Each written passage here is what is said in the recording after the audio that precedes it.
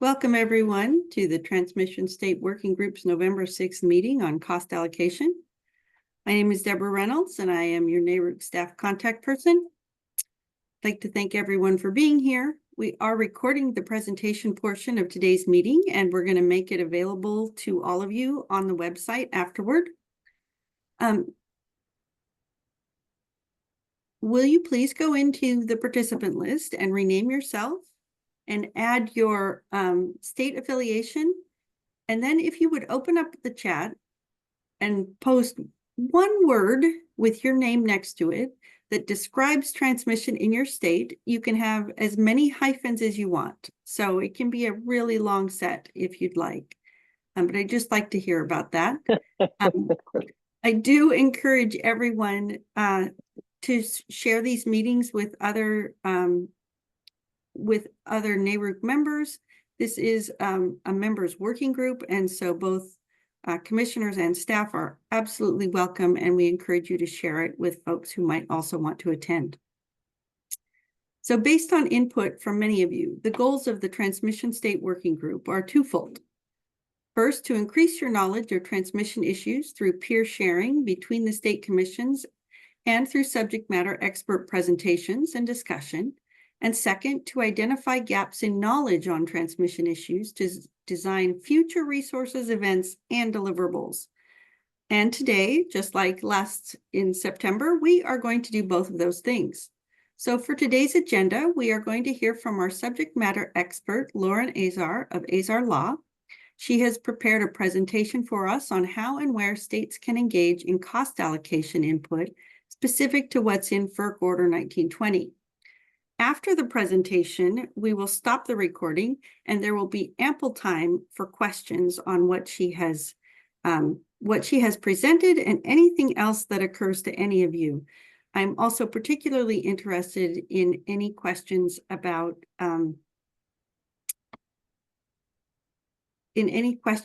things we can do to make this easier for you. Then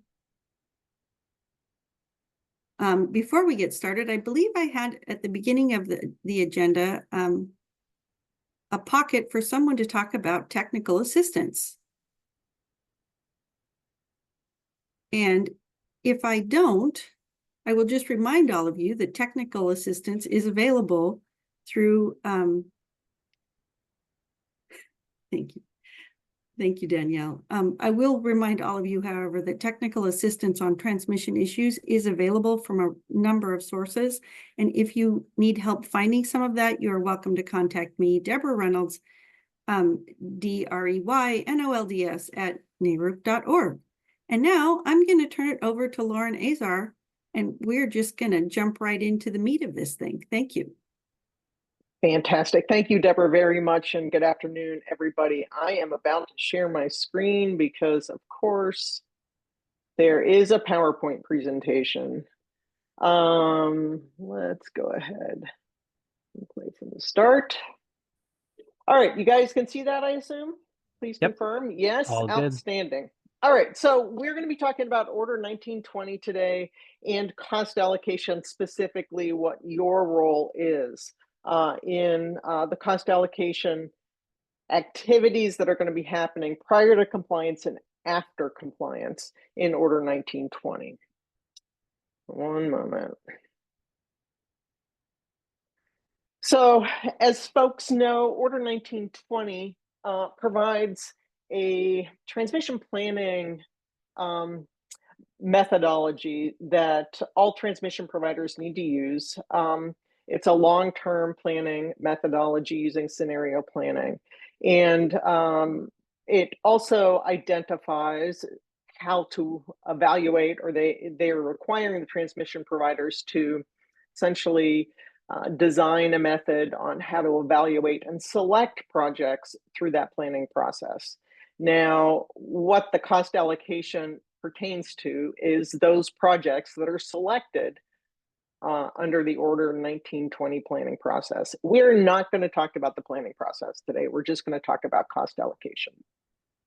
Of course, the legal standard that I'm a former Wisconsin commissioner, all state commissioners are pretty much used to is the just, reasonable, non-discriminatory non-discriminatory and non-preferential.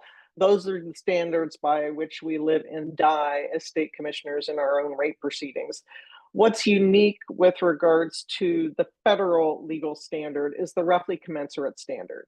And what is required in cost allocation is to ensure that the costs are roughly commensurate with the benefits received. So as we're talking about the different cost allocation methodologies that are going to be designed under Order 1920, they all have to result in this roughly commensurate standard. Alrighty. So there are three different cost allocation methodologies that have been set forth in Order 1920. It's the ex-ante method. We'll be talking about each one of these. That has to be designed and submitted on compliance. As hopefully everybody knows, the compliance deadline as it sits right now is June of 2025.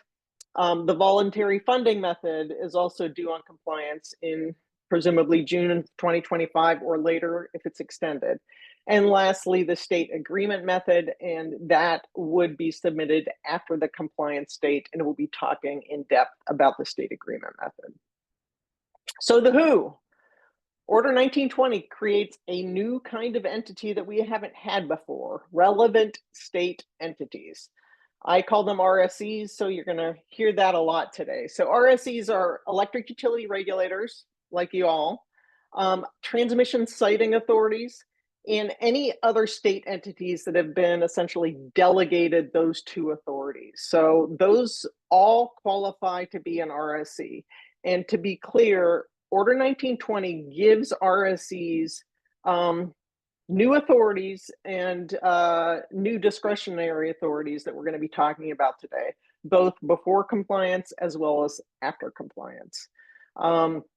Among other things, with regards to cost allocation, the Order 1920 gives the RSCs the opportunity to weigh in on the proposed cost allocation tariffs that the transmission providers are going to be submitting to FERC for approval. The when. Hopefully everybody already knows the when has already started for most people at this point in time. The when is the engagement period. So the engagement period, which the next slide explains all the different engagement periods, but most have already started. It is a 6-month period during which the RSCs have the opportunity to provide input on the ex-ante method, the voluntary funding method. The RSCs can create their own cost allocation methodology right now in the engagement period and submit it to the transmission providers. It's up to the transmission providers whether or not they would send it on to FERC, but the RSCs can do that if you want. So this is one of the authorities that FERC has given the states. The third thing that you have the opportunity to do is to design a state agreement process that would be run later. It's during that state agreement process that you're, if you want to, designing your own state agreement cost allocation method. And lastly, there's a number of other things that happen during the engagement period, which we're not going to talk about today because they don't have to do with cost allocation. The rule explicitly states that only the RSCs participate, and they use the word participate, in the engagement period. However, the term participate is not defined. Some areas are saying RSCs are the only ones that are gonna have a role during the engagement period.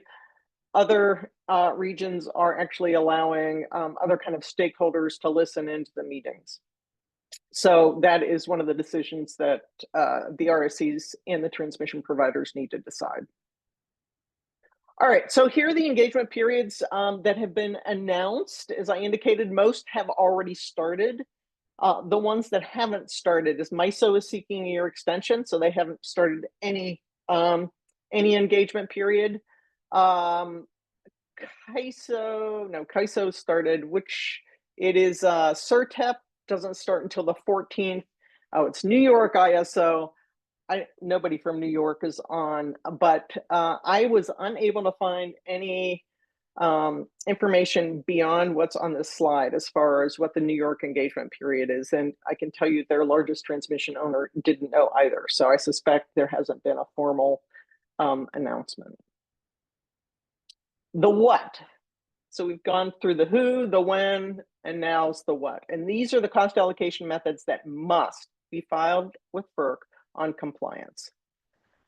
The first, of course, is the ex-ante method. Now, the ex-ante method, this ultimately is the default cost allocation. So if no other allocation methods are designed and submitted and approved by FERC, the default cost allocation method or methods will be the cost allocation method. It's going to be, it will specify the way Order 1920 facilities are paid for, who pays for them, and how much they pay. The one caveat is if the states, if the RSCs come up with their own state agreement method, that will end up trumping the ex-ante method. So again, this is an opportunity for the states to step up and design their own destinies if they want to. The transmission providers, FERC made very clear, look, if your Order 1000 regional cost allocation methodologies comply with the requirements of Order 1920, you transmission providers can simply essentially propose that the Order 1000 regional cost allocation methodologies qualify as the ex-ante method under Order 1920. And as you'll see later on when I go through each of the regions, I suspect a number of the regions are going to do that. Now, just because a region adopts their Order 1000 methodologies doesn't mean that they can't improve upon them or add additional methodologies. Something that cannot happen is with regards to the cost allocation methods, they must pay for 100% of the facilities without relying on future negotiations or voluntary contributions that come in later. So FERC said if you're coming up with a way to pay for selected facilities, it's got to be a done deal, essentially, and not rely on, oh, can you give us a little money later on to make sure that this project goes through. That is not allowed under Order 1920. Now, the role of the RSCs with regards to the ex-ante method, FERC has indicated that the RSCs have an opportunity to provide input on the ex-ante method.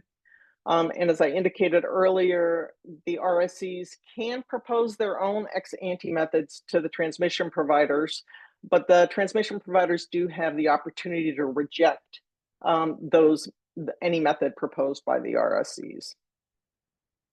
So what's the voluntary funding method? This also needs to be filed on compliance.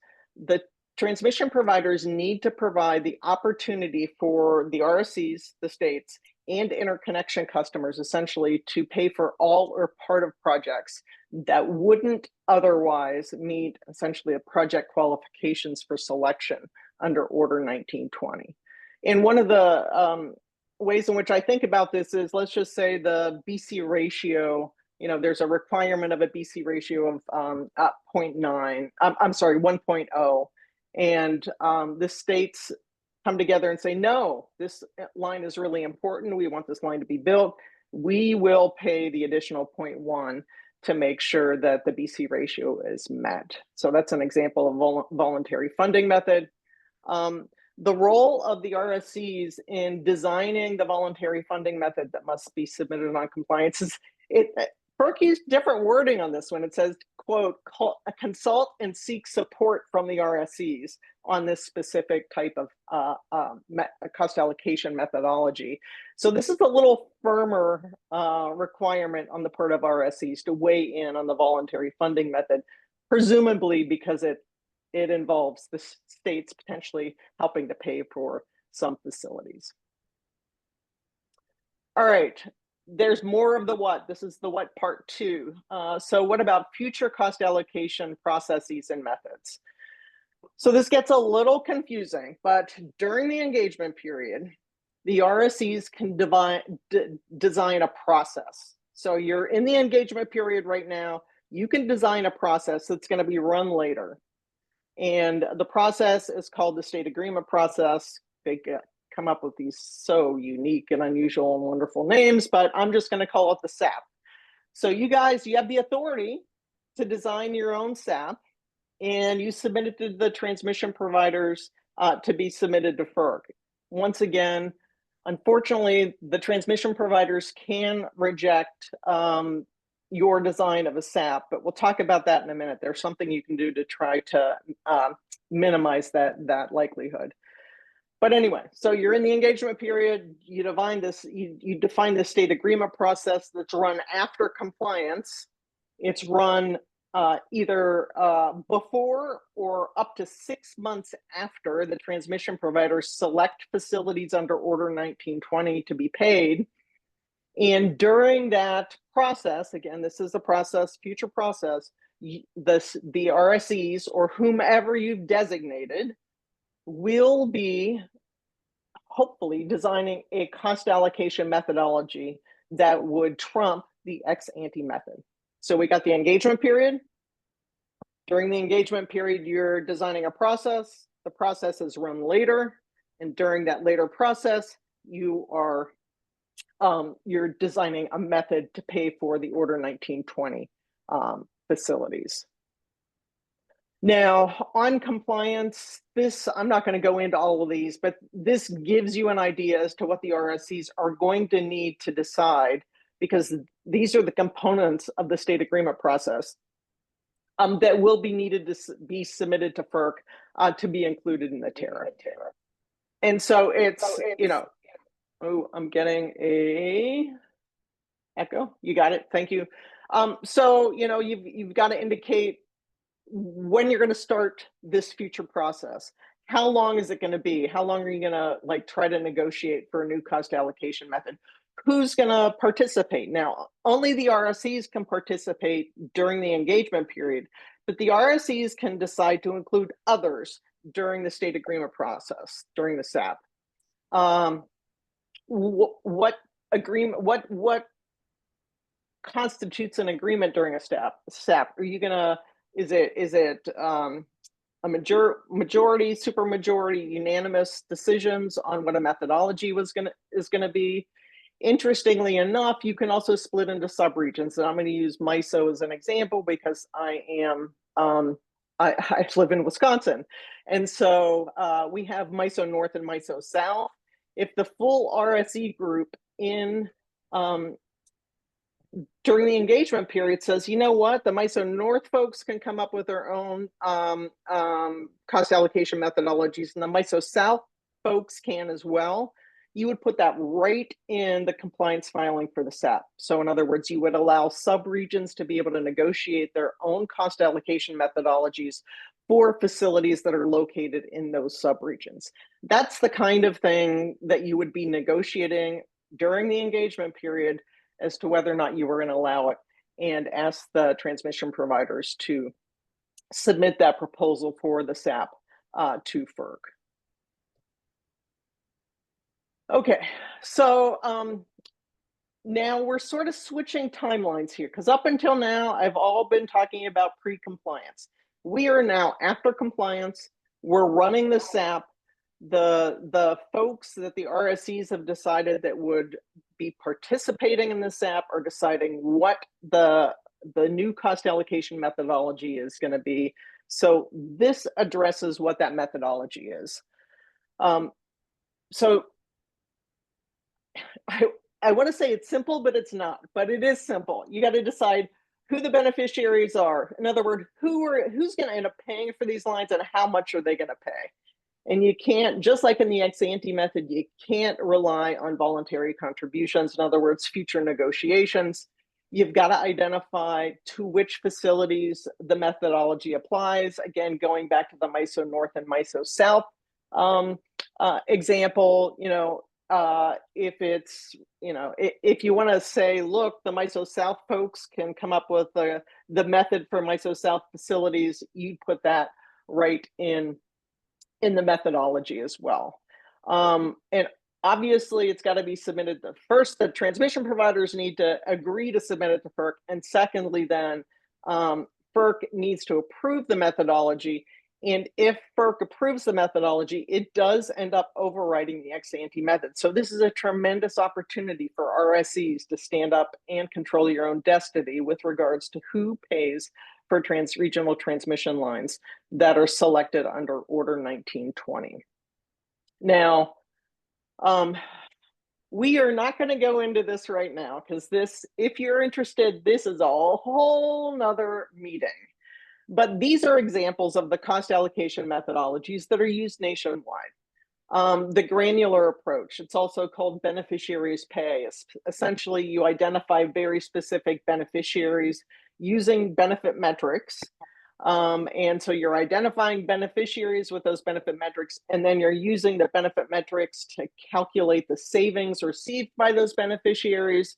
And that's, you set up percentages, and that's how you determine who pays for the regional lines.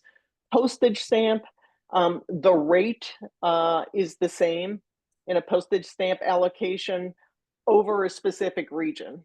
So you decide what the region is, and everybody in that region pays the same rate, but the bills are different. And the bills are either based on, they're essentially, the charges are allocated on volume, whether it be energy, megawatt hours, or demand, the megawatts, the capacity.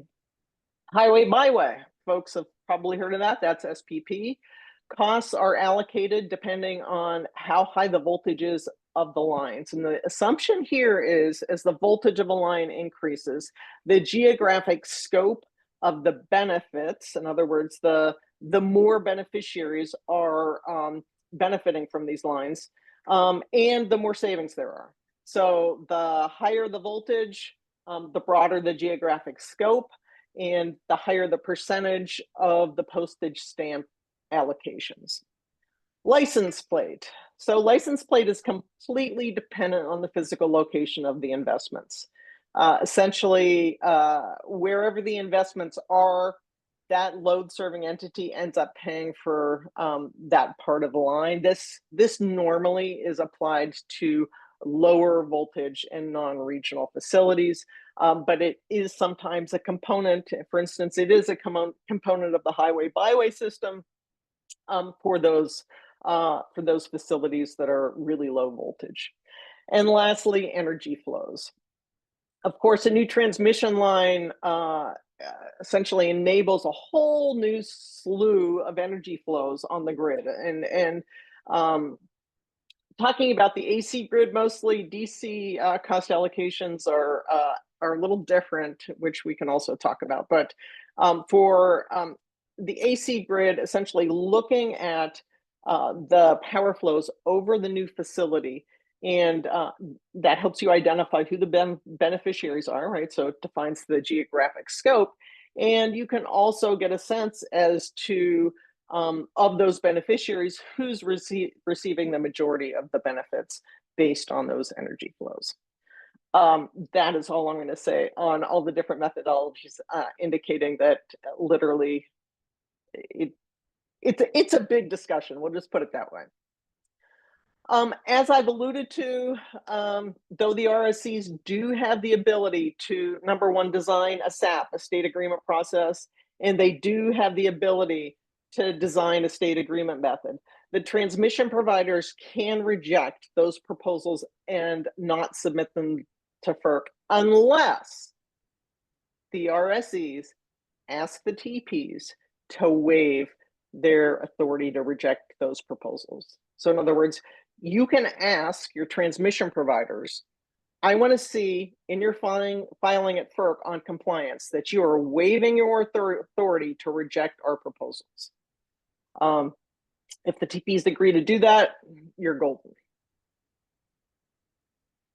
Okay, let's get into some concrete steps for you all. And I recognize that some of you have already started this. Others I know have not. I'm looking at the different states. It depends on what state you're in as to whether or not you've started this. But this was assuming you hadn't started any of your negotiations for the engagement period. Step one, identify who the RSCs are. Because it's not necessarily clear to outsiders as to if there's been delegated authority to some other state agencies besides the obvious ones.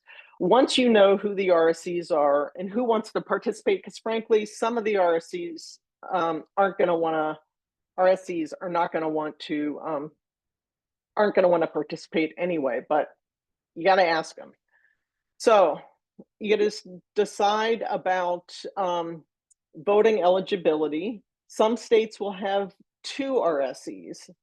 And the question is, do they get 2 votes, or does each state get 1 vote and it's split? That's up to you guys, but that's one of the first key decisions. Got to elect leadership, probably on a majority vote, since that's how we usually work in the US. Decision making, also decide how are you going to do decision making after you get leadership. Majority, 2/3, unanimous. Attendance. So are proxies going to be allowed to attend, and are they allowed to vote? And this is important. I've led a lot of these big groups on transmission planning and cost allocation. And one of the challenges is if your ultimate decision maker is not sitting at the table when you are negotiating the final deals, it's very difficult. So having somebody say, I'll come back later with a decision doesn't help. And so that's why the issue of proxies is so important. You may want to say, yeah, proxies are allowed, but ultimately we may be defining some meetings that the ultimate decision maker has to show up and be ready to negotiate terms and adopt or reject proposals. Cadence of meetings and whether or not you're going to hold them virtually in person. And if you need expert assistance, will you hire experts? Who do you need? Who's going to be doing the hiring? Developing budgets on both the meetings and the experts sent to the transmission providers, because they are supposed to be providing the forum for your negotiations during the engagement period. And I'd recommend start meeting as soon as possible. Most engagement periods have already started, so I don't think that would be an issue. But there's a lot to be done, a lot of decisions to be made, and some of them are not going to be easy. These are some additional agenda items for either your first RSE meeting or subsequent ones, but how engaged do you want to be? Because in the transmission providers' development of the ex-ante method and the voluntary funding method, I've seen some evidence that some transmission providers are just going forward and developing proposals without really consulting initially with the RSCs or getting input from the RSCs on what they hope to see. That's something you need to decide. How engaged do you as an RSC group want to be? Do you want to develop your own proposal for the ex-ante method? I do want to just caution, it's hard to develop these cost allocation methodologies. So being able to do that in a 6-month period, it's possible, but you're going to have to commit to meeting regularly, like really regularly, probably every other week to get something like that done. How are you going to facilitate input from other stakeholders? As indicated earlier, only the RSCs are invited to the engagement period, but that doesn't mean you can't invite others to watch if you want. Do you want to define a state agreement process? Again, that state agreement process, the only thing you got to do on compliance is design the process itself. You don't have to run the process. But designing a process enables you, the states, in the future to come up with your own state agreement method, your own state agreement way to pay for these Order 1920 facilities that will trump the ex-ante method that the transmission providers come up with. So this is a pretty powerful step y'all can take by defining the state agreement process. As the example I gave with MISO with regards to the subregions, do you want to empower subregions to actually go ahead and design their own state agreement methods? I am not going to go into these in details. I guess I do talk about the metrics next, but bottom line is FERC identified 7 benefit metrics under Order 1920, and they said those benefit metrics only need to be used for the evaluation and selection of facilities, and you only need to calculate those benefits over 20 years. Things that the RSEs could do during the engagement period is provide advice to the transmission providers, such as, you know what, we really want to see more than those 7 benefit metrics, or those 7 benefit metrics are fine, but we really want you guys to measure them over 4 years. So there are steps that the RSEs can take, and as you know, there's a lot of soft power held by commissioners by asking the transmission providers to do additional things that would, if you thought it reflected better of the benefits that regional transmission or interregional transmission is going to be bringing to your area. And lastly, as I indicated, do you want to ask your transmission providers to forego their ability to reject either your state agreement process or your state agreement method? If so, that's something you would ask during the engagement period. Alrighty. Sort of already went through this a little bit. Sorry, guys. Yep, I'm just going to keep going. I think I already said that in the last slide. All right. I went through each of the regions and talked to folks, or I already knew what was going on in the areas. This is a quick summary. It is by no means complete. So you know, I can just hear somebody saying, but you forgot about this specific kind of cost allocation. This is really a really broad brushed way in which to look at things. So the RTO and ISO areas, they are going to have an easier time probably complying with Order 1920 than the non-RTO and ISO areas. And these are the areas that should have an easier time. MISO, which I'm most familiar with, their multi-value project usage rate, which is a postage stamp rate, should comply with Order 1920, but they're going to have to make some changes to their tariff, and I won't go into what, but ultimately the cost allocation methodology from the MVPs could be carried over into Order 1920. PJM, interestingly, PJM, the transmission owners or the transmission providers in PJM who must consult with the RSCs, and there are a heck of a lot of transmission owners. Given the multitude of transmission owners, their different interests, and the different interests of the states within PJM, I know that the PJM, the transmission owners, have already started educating the OPSI members, but the discussions may end up being challenging just because of the misalignment of interest among the TOs, among the states in PJM, and then between each other. ISO New England, FERC recently approved a supplemental Order 1000 cost allocation for certain kinds of facilities. And frankly, with some minor modifications, that new cost allocation will probably comply with Order 1920. So they are one step ahead of the game. SPP, FERC Order 1920 explicitly mentioned the highway byway method as an example of what could comply with Order 1920. So that was a good tell.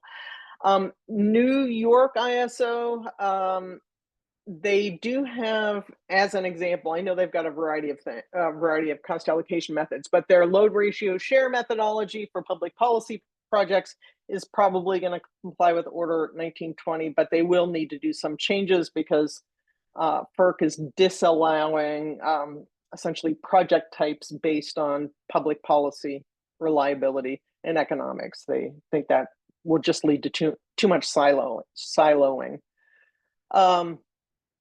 And CAISO's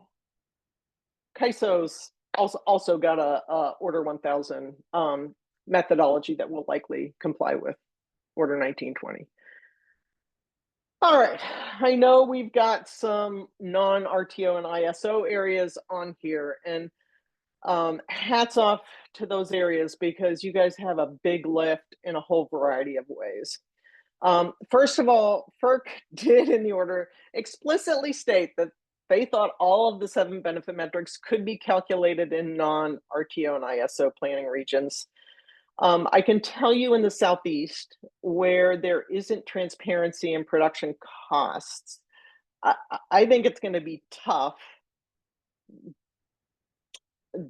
doing some of the production cost modeling and the identification, the evaluation of facilities based on production cost modeling, given that lack of transparency. So I know we've got somebody from Georgia.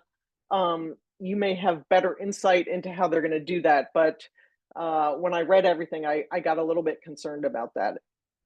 As far as the Western interconnection, I know you guys have already done a great job. You've been meeting, you've been hired experts to help you with the evaluation. Northern Grid, your first formal meeting was held on November 1st, and West Connect will have its first formal meeting on the 14th. But I know you guys are already further along than that. So hats off for that.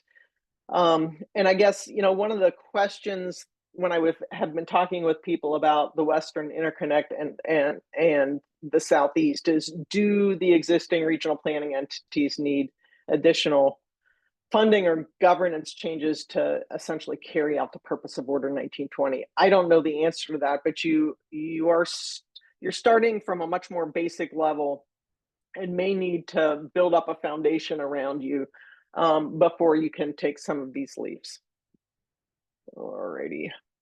That's it, guys. And let me just show you what the next slide is. There's a whole mess more slides that you're going to get. And what they do is they provide the citations to Order 1920 for the materials I provided earlier. So with that, I'm going to stop sharing. And I think maybe we can stop the recording.